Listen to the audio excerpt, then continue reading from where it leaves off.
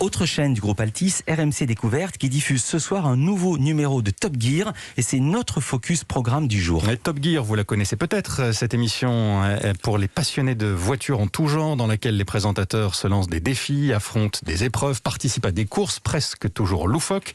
Une émission tournée un peu partout dans le monde ces dernières années, en Afrique du Sud, au Japon, au Maroc, au Pérou, entre autres. Mais cette saison, moins de déplacements, sans forcément perdre au change. Exemple, ce soir, direction la Corse, l'endroit idéal pour un road trip, d'après Bruce Joigny, pilote et co-animateur de l'émission.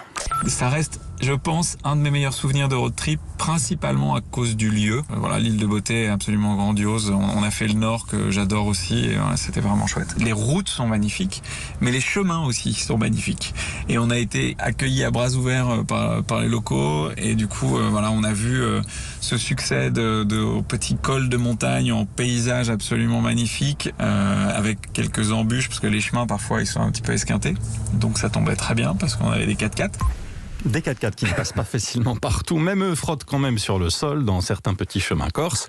Top Gear en Corse avec une équipe spéciale de présentateurs. L'un des 4 titulaires était absent, Le Tone, positif au Covid.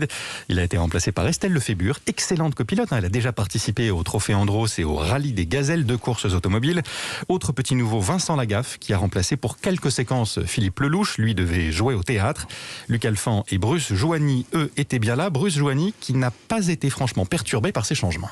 Mes 2 autres acolytes ne m'ont pas manqué du tout. Ça fait 7 ans que je me les tartine absolument toutes les émissions.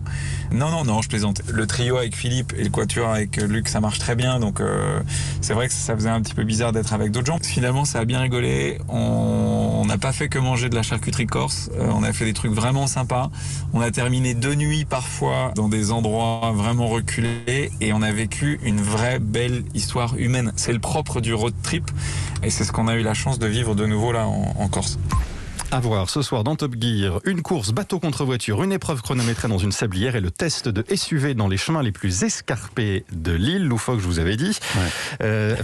Top Gear France en Corse, c'est donc à 21h05 sur RMC Découverte.